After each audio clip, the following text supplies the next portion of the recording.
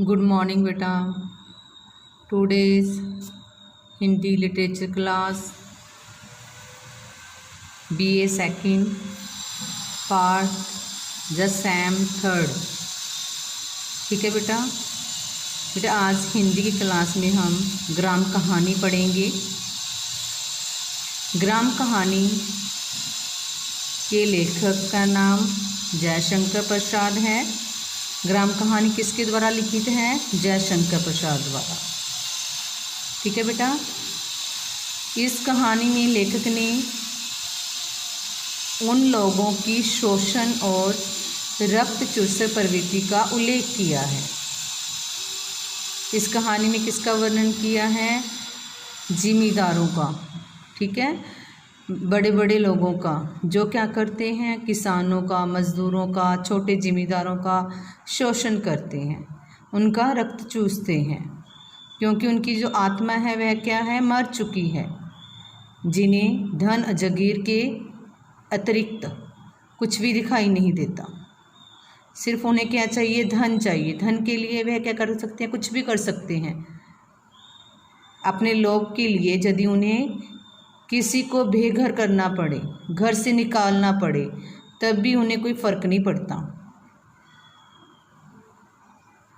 ठीक है बेटा।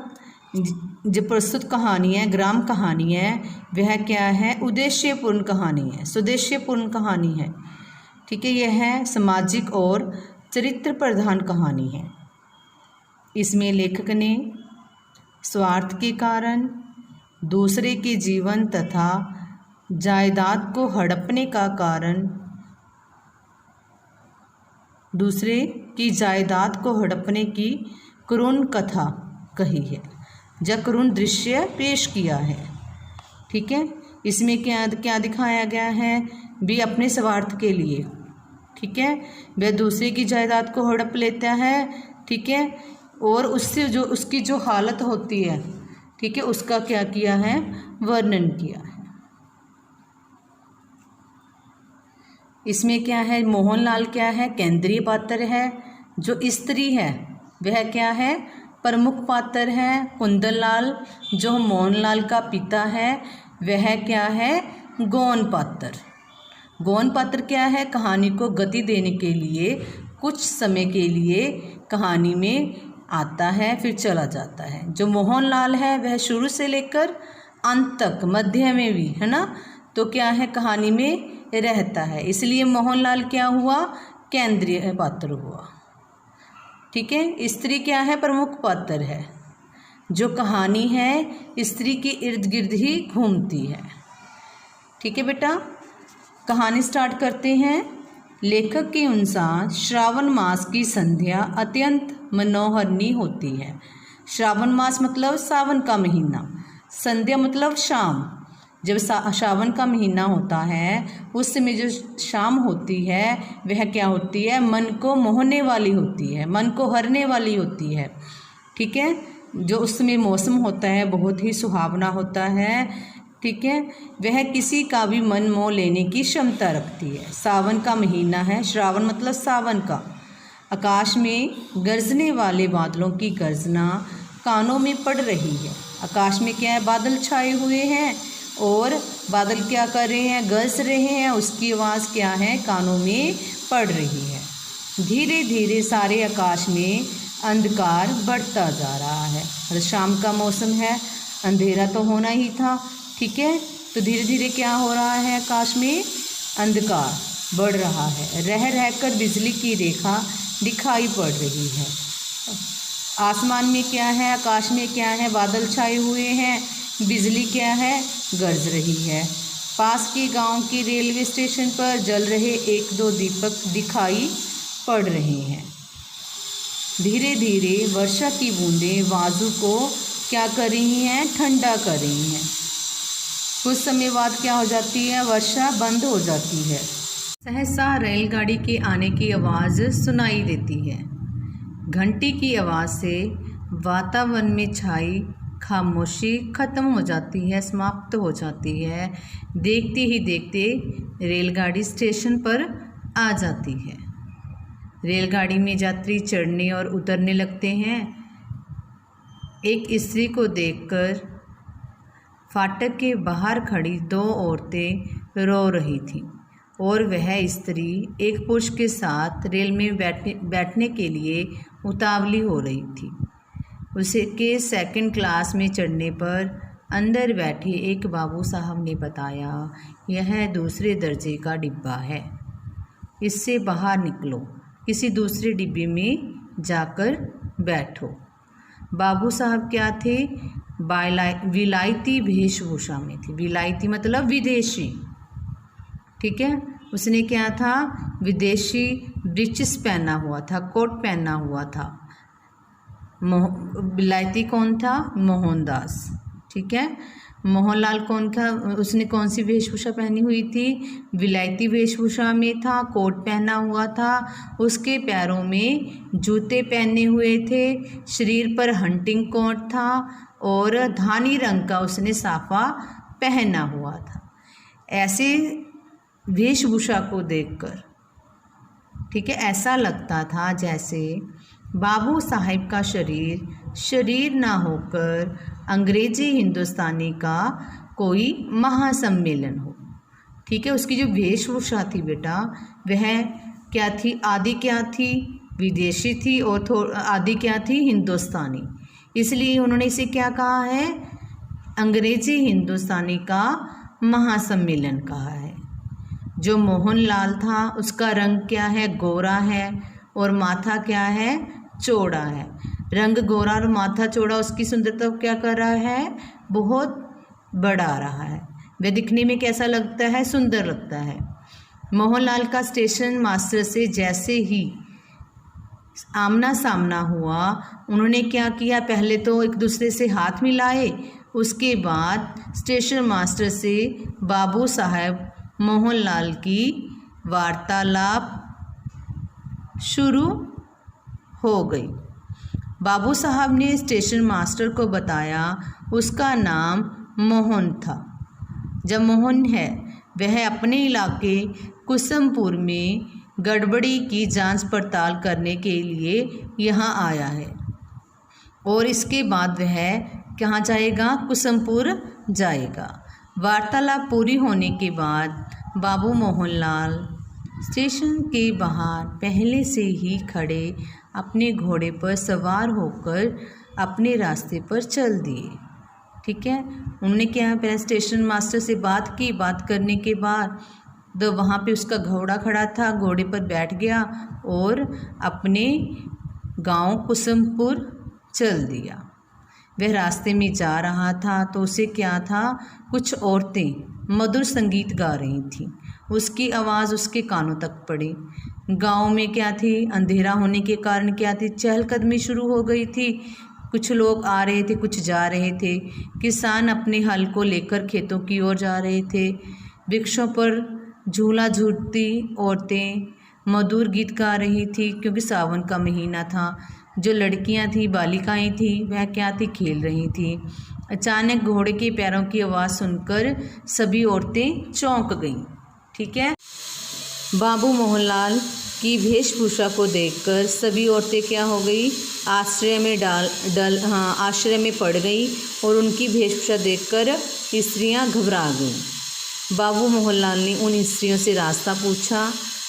जब बाबू मोहनलाल ने उनसे रास्ता पूछा तो उनके पास एक बुढ़ी औरत बैठी थी। उसने बताया कि कुसुमपुर जहाँ से 1.5 कोस की दूरी पर बाईं तरफ है। मोहनलाल बताई हुई रास्ते पर चलने लगा। मार्ग में चलते चलते उसे भ्रम हुआ, कहीं वह गलत रास्ते पे तो नहीं जा रहा। रात होने जा रही थी, चारों तरफ अंधकार फैलता जा रहा था।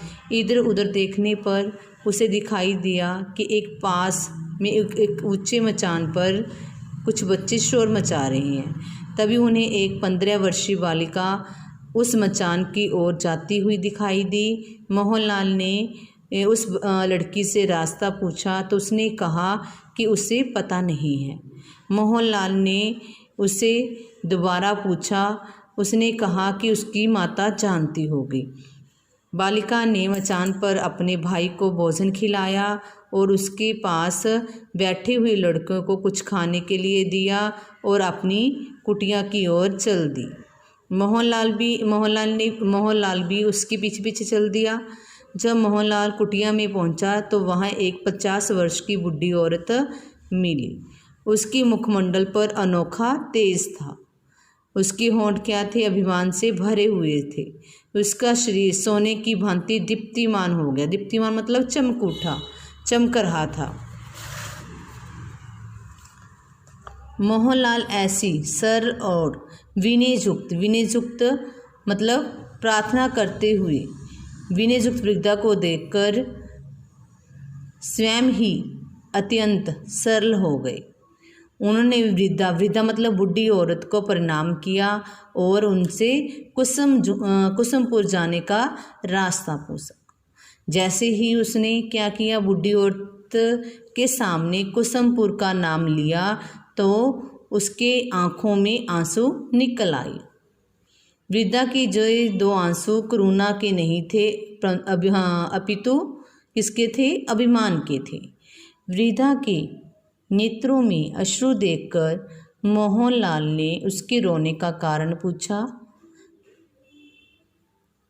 बार बार कहने पर उस बुढ़ी औरत ने मोहनलाल को बताया कि किसी समय उसके पति उस गांव के भूस्वामी थे।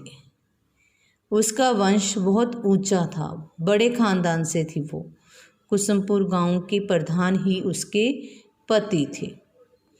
उन्होंने एक कुंदनलाल नामक महाजन से कुछ कर्जा उधार लिया और उस कर्जे के बदले अपनी ज़मीन रहनामा के रूप में रख दी। भी जब उसके पास पैसे आएंगे तब वह उससे अपनी ज़मीन की जो कागज़ हैं वह वापस ले लेगा। समय के साथ उधर ध्यान न करने से वह राशि क्या थी, बढ़ती गई। ठीक है। जब उसके पति किसी तरह धन इकट्ठा करके उसे देने के लिए गए तो कुंदनलाल ने 8 दिन बाद आने के लिए कहा। उसे पता था यदि वह पैसा एक बार चला जाएगा, घर के कामों में खर्च हो जाएगा, वह क्या है अपनी ज़मीन को छुड़वा नहीं सकेगा। इसलिए उसने क्या कहा, उस समय पैसे नहीं लिए। यदि पैसे ले लेता तो उसे ज़मीन वापस करनी पड़ती। ठीक है। वह क्या था, लालची था। लालच के कारण उसने पैसे नहीं लिए। जब वह घर आया तो धीरे धीरे क्या था, धन कम होता चला गया। एक दिन महाजन ने दावा करके सारे इलाके को कुछ ही रुपए में नीलाम कर दिया। यह दुख, यह आघात क्या था, मेरे पति सह न सके और उनकी मृत्यु हो गई। तब से हमें यहाँ आना पड़ गया है। जहाँ के जो जिम्मेदार हैं वह क्या है, देवतुल्य हैं, देवता समान व्यक्ति हैं। उन्होंने हमें क्या है, थोड़ी सी भूमि दे दी है जिस पे खेती करके हमारी क्या चलती है, जीविका चलती है, हमारा घर चलता है। वृद्धा की दुख भरी कहानी सुनकर मोहनलाल का हृदय दुखी हो जाता है। उसके बाद सुबह होने पर मोहनलाल बताए हुए मार्ग पर चल देता है, लेकिन उसके चेहरे पर लज्जा और विषाद भरा हुआ है, दुख भरा हुआ है, क्योंकि उस वृद्धा मतलब बूढ़ी औरत से धोखाधड़ी करने वाला व्यक्ति कोई और नहीं, उसका खुद का पिता कुंदनलाल होता है।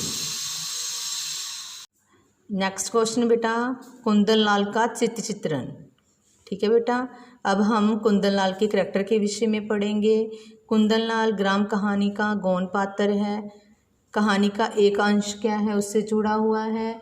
वह कुछ समय के लिए कहानी में आता है और कहानी को आगे बढ़ाता है, फिर चला जाता है। ठीक है बेटा। लेखक ने ग्राम कहानी में कुंदनलाल को नकारात्मक भूमिका में दिखाया है। ठीक है। जो कुंदनलाल है वह क्या है, लालची है। ठीक है। लालची है, स्वार्थी है, विश्वासघाती है और कथनी और करनी में अंतर है। वह इतना लालची है ना, धन दौलत प्राप्त करने के लिए, जागीर प्राप्त करने के लिए है, दूसरों को बेघर भी कर देता है। ठीक है, उसने क्या किया, स्त्री के पति की ज़मीन हड़प ली और उसे क्या कर दिया, बेघर कर दिया। किसके लिए, लालच के कारण, ज़मीन जायदाद के लालच के कारण।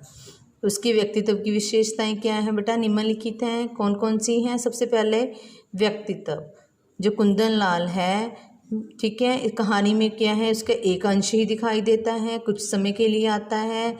इससे पता चलता है कि वह क्या है, एक महाजन है, बड़ा जिम्मेदार है, वह लोगों को कर्जा देने का काम करता है। कर्जा वह उन लोगों को तब देता है जब वह उसके पास क्या है, कुछ ना कुछ गिरवी रखते हैं। ठीक है, गिरवी के रूप में चाहे ज़मीन रख दें, सोना रख दें, ठीक है, कुछ ना कुछ उन्हें क्या है, गिरवी रखना पड़ता है। फिर वह क्या करता है, कर्जा देता है। कहानी में वह स्त्री के पति की सारी जायदाद रहनामा के रूप में रखकर उसे ऋण के रूप में क्या देता है, कर्जे के रूप में क्या देता है, रुपया देता है। और उसकी जायदाद के जो कागज़ हैं वह क्या कर लेता है, अपने पास रख लेता है। ठीक है, वह क्या है, विश्वासघाती है। जो कुंदन लाल का करैक्टर है वह क्या है, हमारे विश्वासघाती के रूप में सामने आता है, क्योंकि वह स्त्री के पति का विश्वास तोड़कर उसकी क्या करता है, उसके पति का विश्वास तोड़ देता है। जब उसका पति क्या है, पैसे देने के लिए जाता है तो उसे कहता है 8 दिन के बाद आना। उसे क्या है, उसका ज़मीन का जो रहनामा है वह नहीं मिल रहा, क्योंकि उसे पता होता है 8 दिन में क्या हो जाएगा, उसके पति का धन, बुढ़ी स्त्री के पति का धन है जो धीरे धीरे नष्ट हो जाएगा, ख़त्म हो जाएगा है। फिर वह क्या है, ज़मीन वापस नहीं ले पाएंगे। ठीक है, इससे पता चलता है कि वह क्या है, विश्वासघाती है। उस समय यदि वह उसे क्या दे देता, मतलब रहनामा दे देता ज़मीन का और पैसे ले लेता, शायद उसका पति अब जीवित होता और वह क्या होते, ज़मीन के मालिक। स्त्री के पति को यकीन दिलाता है, विश्वास दिलाता है कि 8 दिन के बाद वह कुंदन लाल को उसका रहनामा दे देगा। लेकिन वह ऐसा नहीं करता, स्वार्थी। कहानी में कुंदन लाल का करैक्टर एक ऐसे स्वार्थी मनुष्य के रूप में सामने आता है जो अपने स्वार्थ के लिए घटिया से घटिया काम करने के लिए पीछे नहीं हटता। वह उदार हृदय के स्वामी स्त्री के पति की जायदाद अपने स्वार्थ को पूरा करने के लिए हड़प लेता है। कथनी और करनी में अंतर, जो कुंदन लाल है वह क्या है, एक झूठा व्यक्ति है, वह स्वभाव में बेईमान, झूठा, धोखेबाज है। कहानी में अपने कथनों से वह इस बात को प्रमाणित कर देता है कि उसकी कथनी में कितना अंतर है। वह कहता कुछ है, करता कुछ है। ठीक है, वह मतलब क्या है, स्त्री के पति को क्या है, विश्वास दिलाता है कि उसकी ज़मीन पैसा लेने के बाद वापस कर देगा, लेकिन वह ऐसा नहीं करता। जब क्या है, उसे पता चल जाता है कि भी उसका धीरे धीरे उसका पैसा क्या है, ख़त्म हो गया है, वह क्या करता है, ज़मीन को नीलाम करवा देता है। बहुत ही कम पैसों में नीलाम करा देता है और रहनामा अपने नाम करवा लेता है। इस तरह वह उसकी ज़मीन को हड़प लेता है। हत्यारा, जो कुंदन लाल है वह क्या है, इस कहानी में क्या है, उसे किसकी संज्ञा मिल गई है, हत्यारे की संज्ञा मिल गई है। क्यों मिल गई है, जो स्त्री का पति है उसे क्या है, किसी धातु से, औजार से नहीं मारा गया, उसे किससे मारा गया है, विश्वासघात से। किसने मारा, कुंदन लाल ने मारा। ठीक है, क्योंकि उसने उससे क्या किया, विश्वासघात किया। यदि वह उसकी ज़मीन सही समय पर पैसा लेकर वापस कर देता तो उसकी मृत्यु नहीं होती। क्यों, उसका पति क्या है, जो ज़मीन है ना, क्योंकि कुंदन लाल ने उसे क्या, धोखे से हड़प कर लिया, वह सदमा वह सहन ना कर सका। इस सदमे के कारण वह मर गया। इस प्रकार स्पष्ट होता है कि स्त्री के पति की मौत का सीधा उत्तरदायित्व कौन है, कुंदन लाल है। ग्राम कहानी के आधार पर स्त्री का चित्रण कीजिए। नेक्स्ट क्वेश्चन है बेटा, स्त्री का कैरेक्टर स्केच। ठीक है, जो स्त्री है वह क्या है, कहानी की प्रमुख पात्र है, जो और वही कहानी को क्या करती है, आगे बढ़ाती है, गति प्रदान करने वाली है, एकमात्र शक्ति है। ठीक है बेटा, जो स्त्री है वह क्या है, प्रमुख पात्र है किसकी, राम कहानी की। बाहरी व्यक्तित्व, स्त्री की आयु 50 वर्ष से अधिक है। बाहरी वेशभूषा के विषय में बात कर रहे हैं, वह दिखने में कैसे लगती है। उसका शरीर सोने के समान क्या है, चमकदार है। और उसके चेहरे पर क्या है, तेज है। और उसकी जो होंठ हैं वह अभिमान से भरे हुए हैं। नेक्स्ट बेटा, स्पष्टवादी। स्त्री एक स्पष्टवादी क्या है, स्वभाव वाली स्त्री है। जो बात उसके मन में होती है वही सामने कह देती है। वह स्पष्ट बोलने में विश्वास रखती है। उसे परिस्थिति के अनुकूल जो कहना होता है वह बिना झिझक कह देती है। वह कुंदनलाल द्वारा की गई धोखाधड़ी को कड़ी की सभी दास्ता बिना झिझक मोहनलाल से कह देती है। स्वाभिमानी, जो मतलब क्या है, स्त्री है वह क्या है, स्वाभिमानी है। उसका स्वाभिमान उसकी बातों से स्पष्ट दिखाई देता है। वह अपनी गरीबी को अपने स्वाभिमान के आगे आने नहीं देती। थर्ड कैरेक्टर है बेटा मोहनलाल, ठीक है। इसकी विशेषताएं क्या हैं, जो मोहनलाल है वह क्या है, कहानी का केंद्रीय पात्र है। यह कहानी का क्या है, नायक है। सारी कहानी क्या है, उसी के साथ और उसी के इर्द गिर्द घूमती है। मतलब क्या है, वह कहानी के शुरू मध्य अंत सभी में क्या रहता है, विद्यमान रहता है, ठीक है। कहानी के शुरू से लेकर एंड तक रहता है, ठीक है। इसलिए कहानी का क्या हुआ, केंद्रीय पात्र हुआ। सारी कहानी उसी के क्या होती है, इर्द गिर्द घूमती है। बाहरी व्यक्ति देखने में कैसा लगता है, ठीक है। जो मोहनलाल है क्या है, जवान है, संपन्न पुरुष है, गोरा है, उसका माथा चौड़ा है, ठीक है। उसकी चाल तथा बोलने का तरीका किसी विदेशी बाबू से कम नहीं। दिखने में कैसा लगता है, वह विदेशी लगता है। कहानी के आरंभ में उसे विलायती बाबू की वेशभूषा के रूप में वर्णन किया है। उसने कोट पहना हुआ है, जूते पहने हुए हैं, ठीक है। हंडी कोट पहना हुआ है, धानी रंग का उसने सिर पर साफा लिया हुआ है। ये सब क्या है, उसके बाहरी व्यक्तित्व की विशेषताएं है। दिखने में वो कैसा लग रहा है, निडर। मोहनलाल क्या है, एक निडर व्यक्ति है। उसे डर का अर्थ तक नहीं पता होता। वह रात के अंधेरे में सुनसान स्थानों पर पार करता हुआ अपनी मंजिल यानी कुसुमपुर की तरफ बढ़ता जाता है। वह अधिक रात होने पर जब वह रास्ता भूल जाता है तो वह उस बूढ़ी स्त्री के घर रुक जाता है तथा वहाँ से रास्ता जानकर अगले दिन अपनी मंजिल की तरफ चला जाता है। भावुक युग, जो मोहनलाल है वह क्या है, भावुक युग है। जब उसे पता चलता है कि उसके पिता ने छल से स्त्री के पति का सारी जमीन सारा इलाका क्या कर लिया, धोखेधड़ी से अपने नाम करवा लिया, तो उसे क्या होता है, बहुत दुख होता है। भावुकता के कारण उसका हृदय दुख से भर जाता है।